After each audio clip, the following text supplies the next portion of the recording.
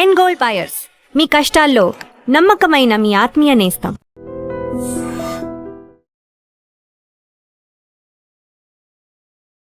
నమస్తే అమ్మా. నమస్తే తల్లి.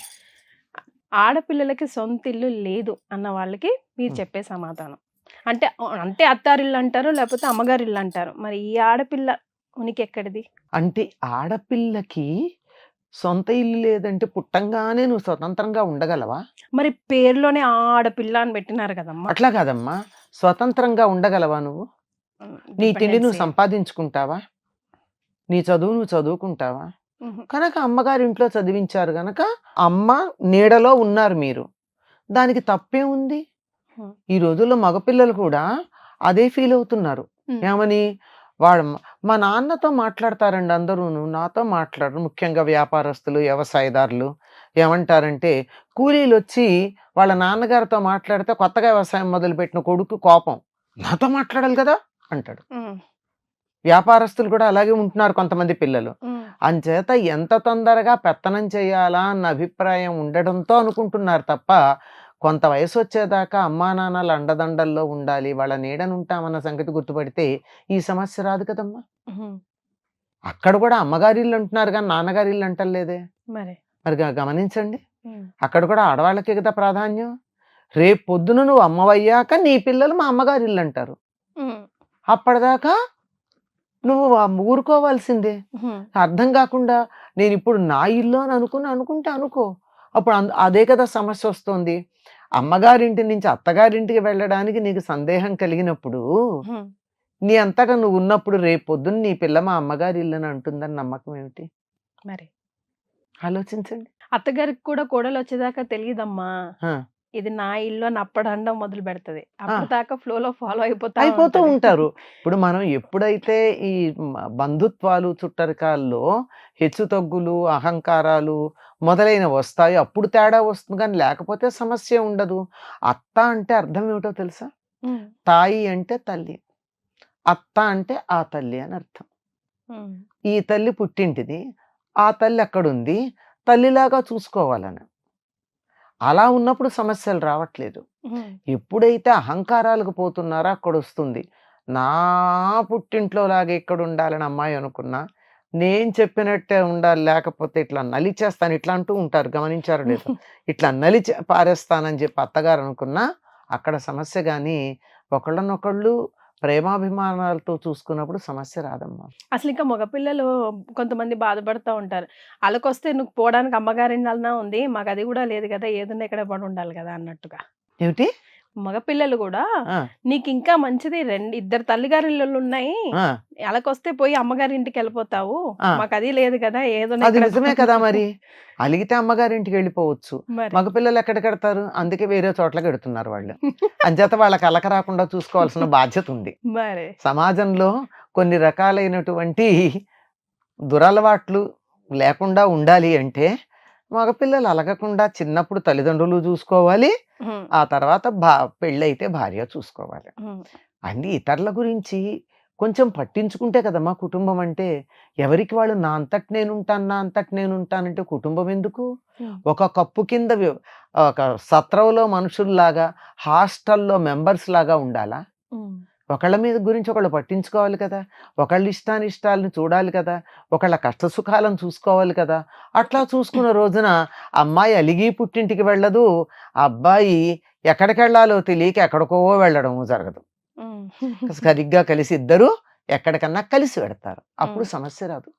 ఇంట్లో ఆడవాళ్ళ వల్ల ఎక్కువ ప్రాబ్లమ్స్ వస్తూ ఉంటాయి కదమ్మా, అత్త కోడళ్ళు ముఖ్యంగా. ఫర్ ఎగ్జాంపుల్, ఇంట్లో ఎక్కువసేపు ఉంటే వస్తాయి, మగవాళ్ళు ఉండరు గనక రాదు.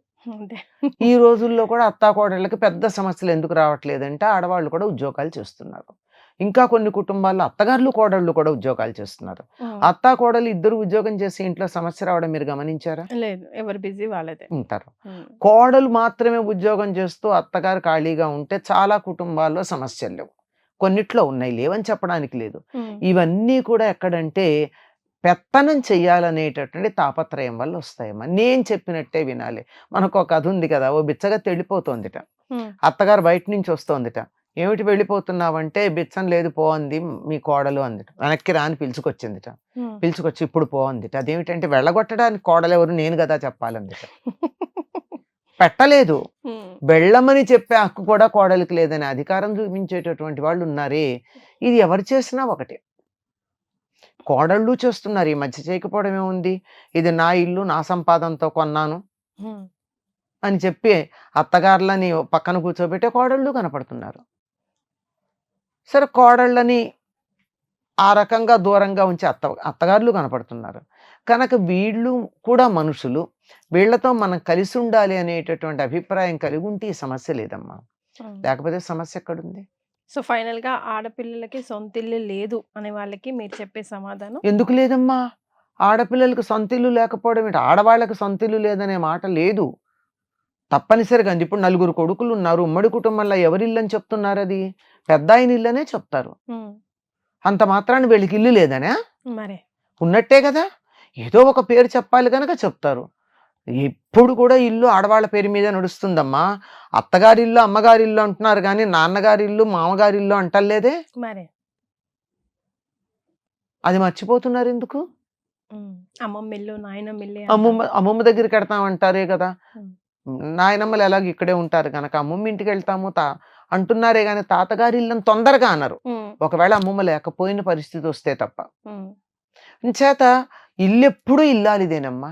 గృహిణీ గృహముచ్యతే అని చెప్పింది మన సంప్రదాయం. ఇల్లు ఎవరిది? ఇల్లు ఇల్లాలుంటేనే అది ఇల్లు.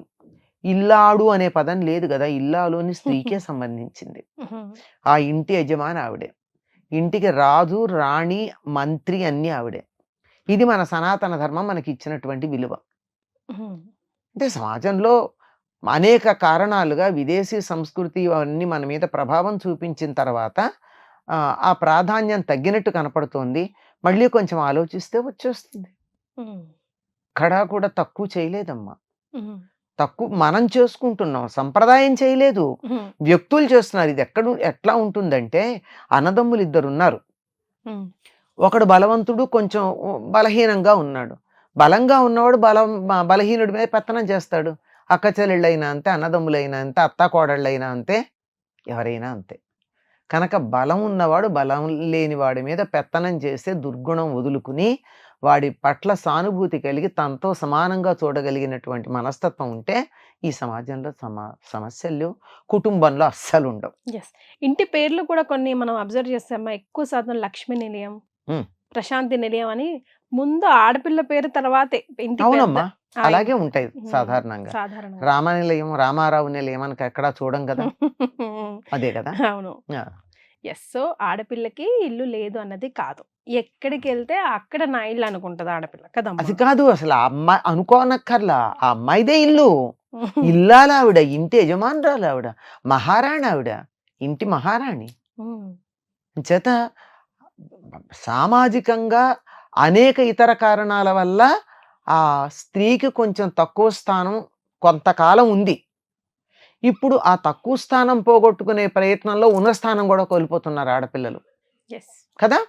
కొంచెం తెలివిగా ఆలోచించి ఒకప్పుడు నాకు ప్రధానమైనటువంటి స్థానాన్ని పొందగలిగినట్టయితే అసలు ఆడపిల్ల బతుకే హాయి. థ్యాంక్ యూ సో మచ్ అమ్మా. నమస్తే అమ్మా. And for more videos, please subscribe to iDream. Please subscribe to iDream. Please subscribe iDream. And please subscribe to iDream. For more videos, subscribe to iDream. please like, share and subscribe to the channel. Congratulations, iDream. Subscribe to iDream. Subscribe to iDream. So subscribe to iDream Media. iDream ki iDream team andarki huge congratulations. Please subscribe iDream Media. Please subscribe to iDream. Subscribe iDream. Please subscribe to iDream. iDream అంటే నా కళల channel subscribe చేసుకున్న నోరు తిరుగుతలేదు, మీరైతే గంట గుర్తు కొట్టండి. For more such videos, please subscribe to iDream. Subscribe to iDream. Please subscribe to iDream. Please subscribe iDream Media. Please do subscribe to iDream. Please subscribe to iDream Media. For best entertainment and information, please subscribe iDream. And don't forget to subscribe to iDream.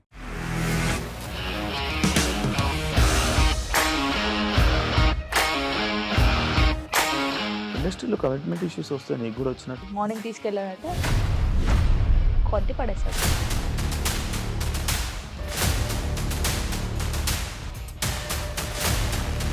చూడలేదు ఈ cinema అని చెప్పడానికి కూడా చాలా ధైర్యం కావాలి. అది నిజం కదా, దాంట్లో ధైర్యం ఏంటి? ఇది నెక్స్ట్ డే ప్లేట్ మార్చేస్తే తప్పు కదా. As of now we are comfortable this అని నేను అనుకుంటున్నాను. రష్మిక గారిది మీది ఒకే ఊరు అంటే కదా? నీకు కోపం వచ్చిందంటే బాగా తిట్టేత్తరా? తిట్టేద్దామండి. నిజంగా గేమ్ ని ఎలా చేంజ్ చేయగలిగారు? ఏపీఎస్ఎఫ్సి వాళ్ళకి 6 నెలల్లో నేను 6 లక్షలు కట్టా. బిజినెస్ చేయాలనుకుంటే it is as difficult as riding a tiger.